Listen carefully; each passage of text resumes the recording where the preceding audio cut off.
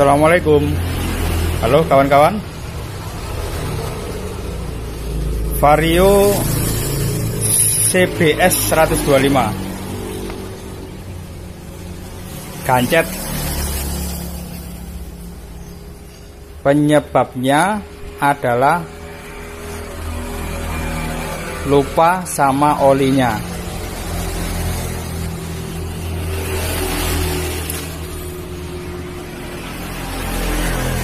Ini motor tiba-tiba macet di jalan, didorong tadi ke sini. Sebelum saya bongkar bagian CVT, saya coba pakai kickstarter, itu nggak bisa sama sekali, ya kan. Terus tak tap olinya, atau sebelum tak tap tadi, tak lihat takarannya itu nggak nyentuh sama sekali. Terus coba saya tap, hasilnya nggak ada sama sekali olinya, tuh kan, tinggal dikit tok, wis segitu itu. Nah,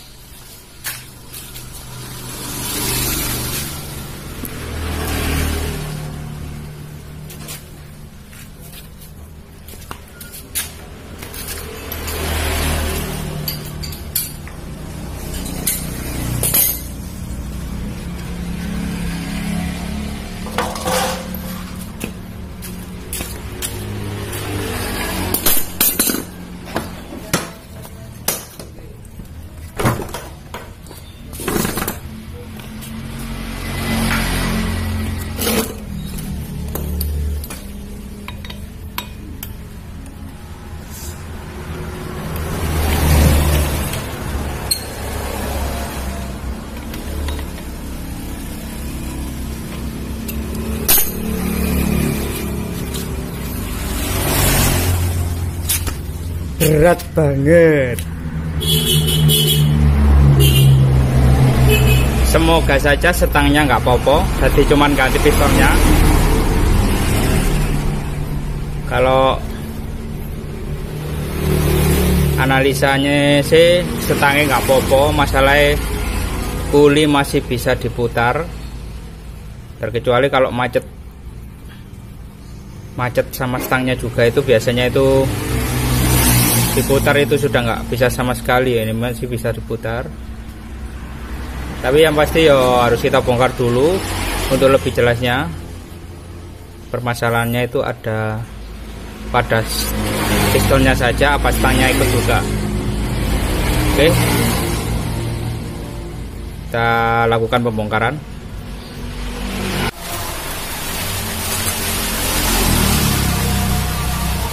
Pistonnya hancur kayak gini, parah banget. Iki keadaannya pistonnya nggak isok manduk-manduk, jadi macet pol ini.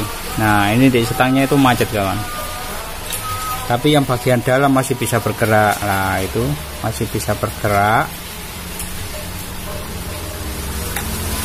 Ini nanti kata pemiliknya itu diganti pistonnya saja, jadi setang nggak usah diganti. Sebenarnya resiko banget ya gini ya, nanti takutnya motor itu nggak enak rasanya. Tapi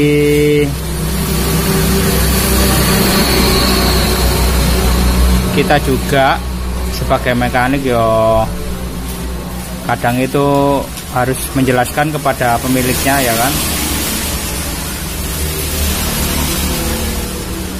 tentang kalau diganti pistonnya itu kayak gimana nantinya yang terjadi. Jadi kita harus bisa menjelaskan. Yang pasti kalau tanpa ganti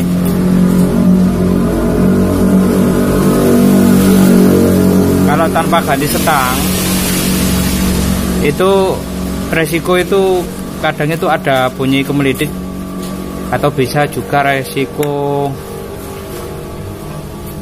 motor nggak bisa halus untuk suaranya.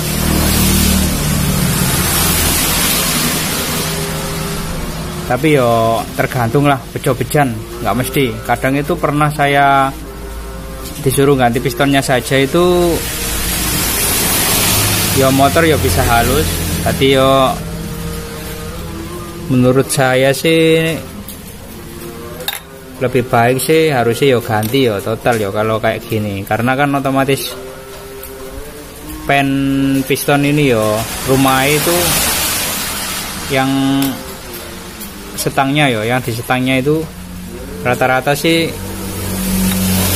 udah kegerus, biasanya kayak gitu. Saya coba pen baru, seandainya pennya terlalu oblak ya wes harus ganti setangnya. Aku nggak mau resiko kawan gitu loh. Nanti seandainya ada apa-apa di jalan yo aku juga yang nanggung kan gitu loh. Nanti yo nggak enak lah gitu loh. Nanti takutnya itu malah dikiranya aku nggak profesional dalam menangani suatu pekerjaan gitu loh. Tapi semua itu tergantung nanti. Seandainya pinnya itu seret atau oblaknya banyak sekali ya wis tak ganti aja pistonnya pokoknya gitu ya. Ini gancet banget ini. Untuk boringnya sendiri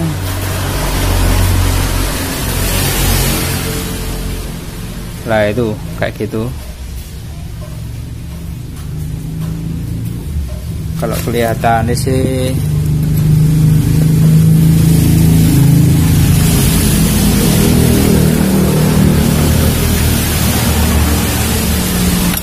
kalau kelihatannya itu masih original kalau kelihatannya, tapi yo belum tak gores ini yang bagian ujungnya.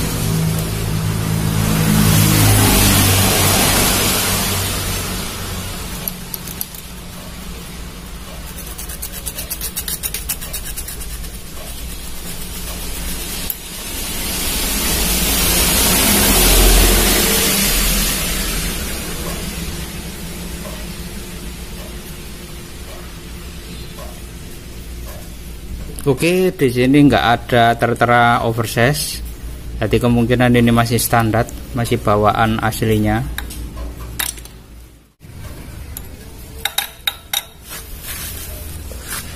Untuk part yang lain, biasanya kan hubungannya sama klep. Ini klepnya ini masih bisa dipakai, cuma nanti seal klepnya saja tak ganti karena kan sudah pernah kehabisan oli.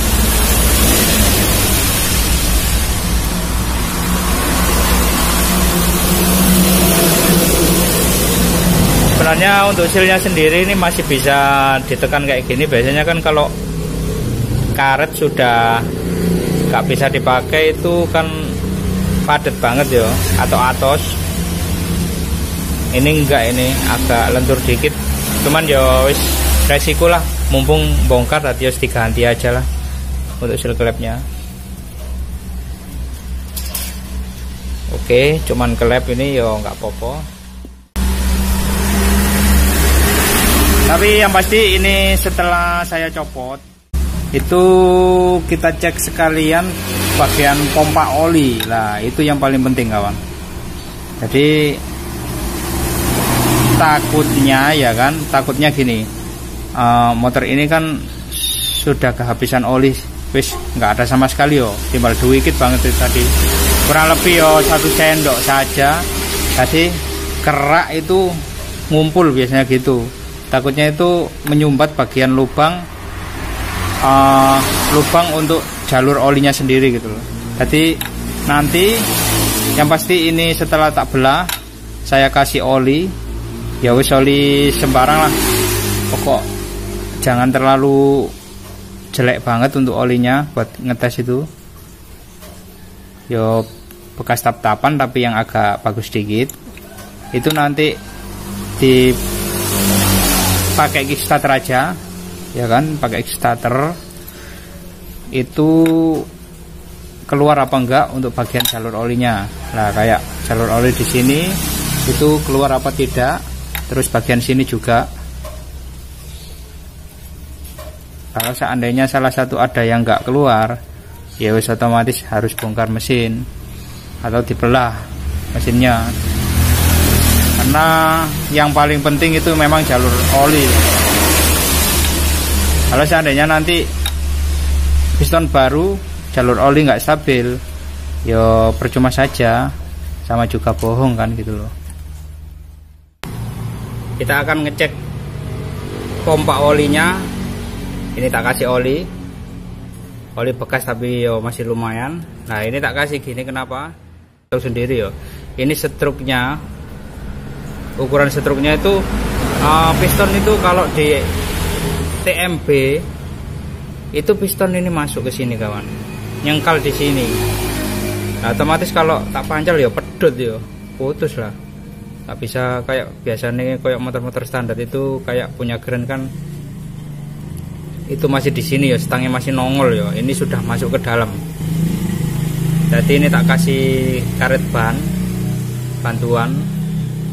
Nah, tak bikin sedemikian rupa, lihat. Nah, oke, kita lihat apakah olinya keluar. Sebentar kawan, ini nggak ada yang megangi ya, saya tetap pakai sendiri, cara saya sendiri.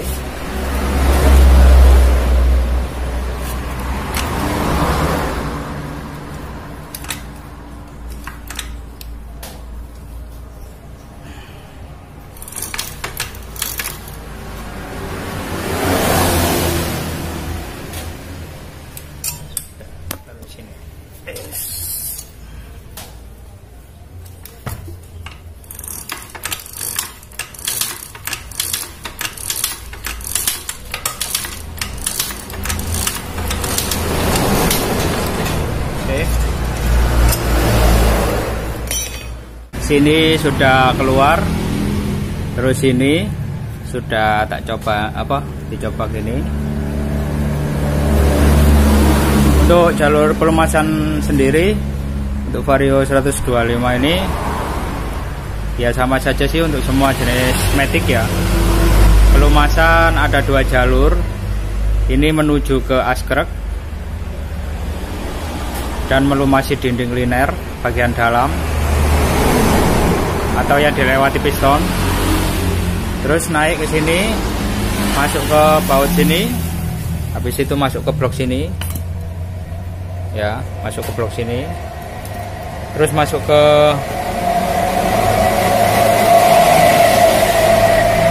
bagian silinder kop, masuk sini, habis itu tutupnya, ini ada lubang. Nah, ini untuk pelumasan bagian atas. Jadi ini perlu untuk pelumasan noken as, temlar, kelep juga. Jadi ini penting banget untuk bagian ini juga. Di kawan-kawan seandainya buka tutup kelep itu sekalian bersihkan jalur olinya ya.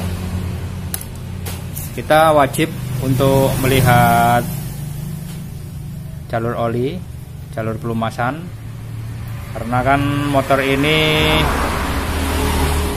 mau ganti piston baru atau kolter, jadi wajib banget untuk cek bagian jalur pelumasan. Ini nanti wajib coulter ya kan, karena pouringnya sudah kayak gini gitu. Oke, kali ini ke tahap pemasangan. Ini pistonnya sudah coulter oversize 50.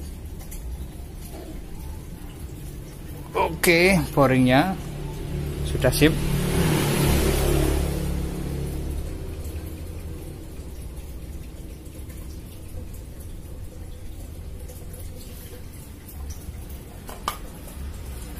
Ini kopnya sudah saya sekir kembali untuk klepnya. Jadi sudah saya lakukan pemasangan pada noken as juga Temlar. Dan untuk seal klepnya saya ganti. Oke, ini sudah tak bersihkan semua untuk bagian TB nya juga. Bagian magnet juga ini kotor banget yang tadinya.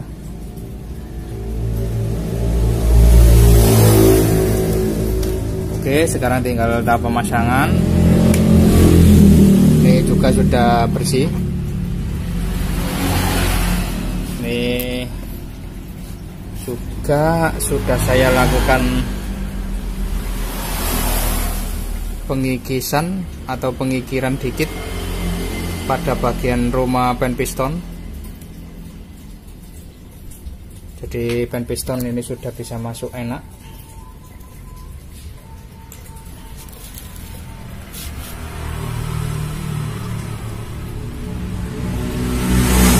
Oke, jangan terlalu enteng ya bos, pokoknya sepan gitu aja. Nanti bisa masuk terus nggak oblak lah, itu namanya sepan.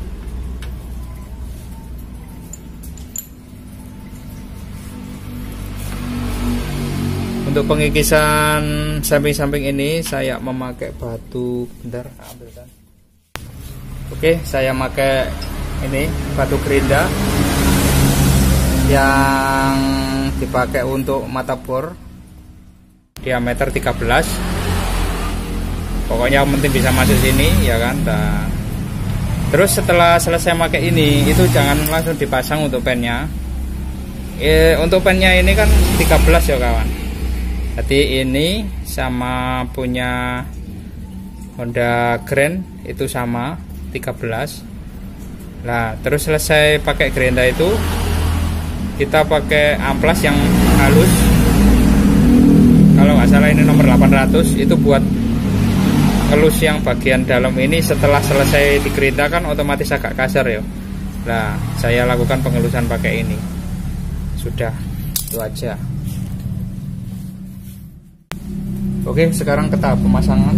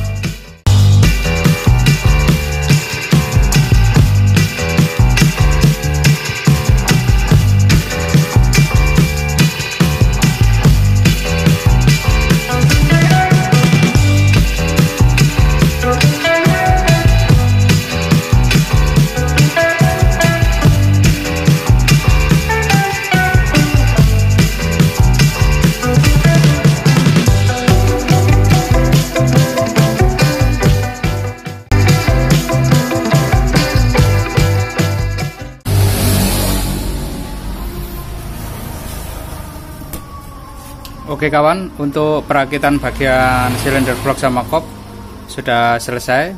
Tinggal untuk pengenjangan baut-baut untuk pengecekan kembali. Jadi motor ini tinggal masang-masang kayak kap radiator itu ya kan. Untuk masalah itu ya wis nggak tak videokan kawan ya. Yang pasti kawan-kawan sudah bisa lah. Nah ini nanti kita lihat selesai ini, terus saya pasang langsung biar nggak terlalu lama durasinya. Oke. Setelah selesai untuk perakitan bagian blok silinder blok sama silinder kop, tiba saatnya sekarang untuk perakitan di bagian atas. Untuk perakitan ini masih sebagian, tadi belum total semua. Untuk perakitannya cuman ada throttle body, untuk kabelnya sudah tak rakit, untuk bagian spoolnya juga sudah, knalpot. Untuk radiatornya nanti saya mau hidupkan dulu untuk motor ini dan melihat hasil dari jalur olinya itu, apakah memang benar-benar bisa naik ke sini. Jadi nanti saya hidupkan, tadi nggak sampai panas banget soalnya kan untuk bagian radiator belum tak pasang. Fungsi dari radiator sendiri kan untuk meredam panas mesin. Jadi kalau terlalu panas ya nantinya bikin overheat. Jadi saya hidupin cuman bentar aja, hanya untuk melihat sirkulasi oli. Oke, sekarang coba tak pancal aja dulu. Sebenarnya kalau nggak usah dihidupin, kita pakai kickstarter itu pun sebenarnya sudah bisa naik untuk jalur oli sendiri.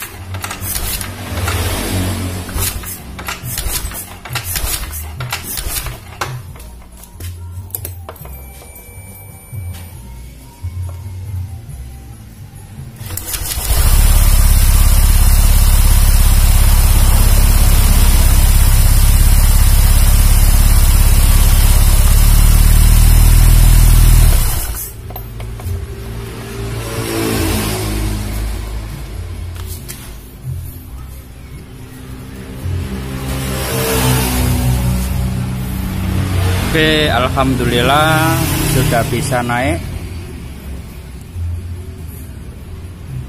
Dan ini nanti menuju ke bagian tutupnya, terus melumasi bagian ini. Oke. Untuk selanjutnya sekarang tinggal pemasangan untuk bagian sorry.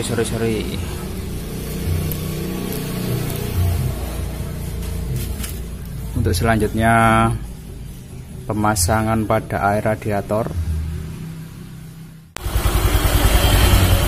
Alhamdulillah sudah selesai. Dan motor alhamdulillah nggak ada trouble. Dan sudah halus untuk mesinnya. Untuk bagian radiator sudah tak pasang dan motor ini sudah tak kejer selama kurang lebih 1 jam. Itu nggak ada tanda-tanda aneh atau suara-suara kasar, alhamdulillah. Cuman ada suara ngongsrong kayak ngorok gitu.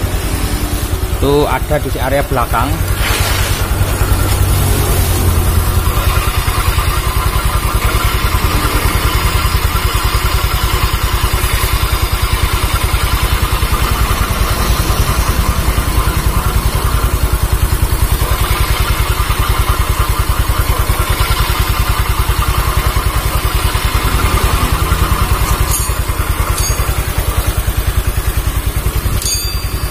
Oke, itu adalah suara dari klaker puli kalau analisa saya, karena ada di area belakang. Kalau roda diputar itu baru ngongsreng atau ngorok untuk bagian klakernya. Jadi kalau posisi diam gini yo ada bunyi ngorok dikit tapi nggak terlalu parah. Terus kalau roda ini tak putar ke depan itu malah halus. Nah, malah bersih banget untuk suara area mesin.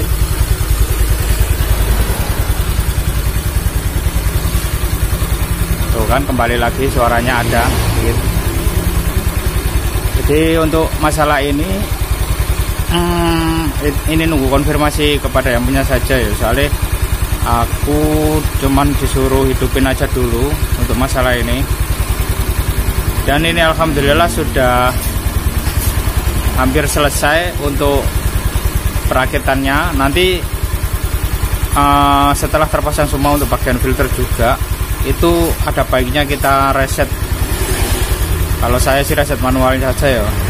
Nah, nanti kita reset, habis itu kita coba, udah kita berikan kepada yang punya.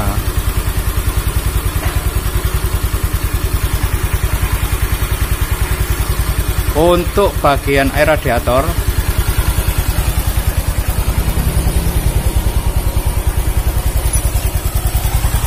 setelah pemasangan bagian radiator itu cek kembali apakah ada selang yang bocor.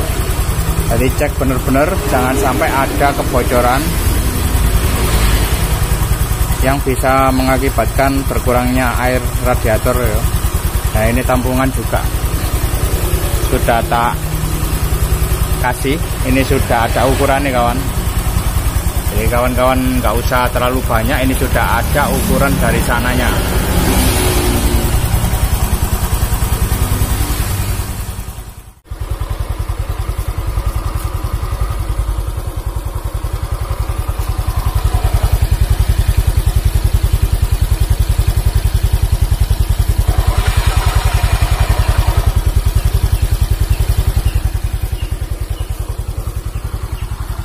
Oke, alhamdulillah motornya sudah selesai, sudah tinggal dikasihkan kepada pemiliknya. Dan alhamdulillah untuk mesinnya sudah halus.